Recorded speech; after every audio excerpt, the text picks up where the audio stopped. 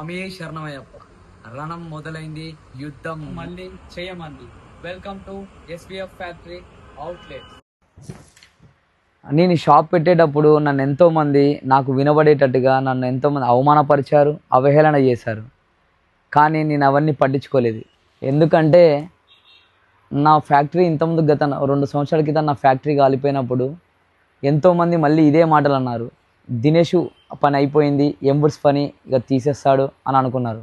కానీ దేవుడే ఇచ్చాడు, దేవుడే తీసుకుపోయాడు. కానీ నా యొక్క తెలివిని, నా యొక్క కష్టాన్ని మాత్రం తీసుకుపోలేదని చెప్పేసి మళ్ళీ మొదలుపెట్టాను. సో అలా మొదలుపెట్టిన ఆ జర్నీ ఈరోజు ఈ స్థాయి వరకు చేరుకుంది. సో స్వామి, ఎంతోమంది ఎన్నో మాటలు మనల్ని అంటూనే ఉంటారు, మనం వింటూనే ఉంటాం. కానీ ఏ ఒక్క మాటలు మనం పట్టించుకోవద్దు. మన యొక్క ఎదుగుదలకి వాళ్ళ యొక్క మాటలే కసిగా మనం ఎదుగుతూ ఉండాలి వాళ్ళ మాటలకి. సో ఫ్రెండ్స్, మీకు ఒకటే చెప్పదలుచుకున్నా, మనం ఏది అయినా కానీ మనం ఆలోచించుకున్న విధానానికి మాత్రమే మనం కట్టుబడి ఉండాలి. మన లక్ష్యం, మన గురి, మన యొక్క చూపు మాత్రం మన లక్ష్యాన్ని వైపే ఎప్పటికీ పరిగెడుతూ ఉండాలి. సో అందమైన మీ ఇంటికి అద్భుతమైన ఫర్నిచర్ కావాలంటే మా ఎస్పీఎఫ్ ఫ్యాక్టరీ అవుట్లెట్ని విజిట్ చేయండి. Thank you so much.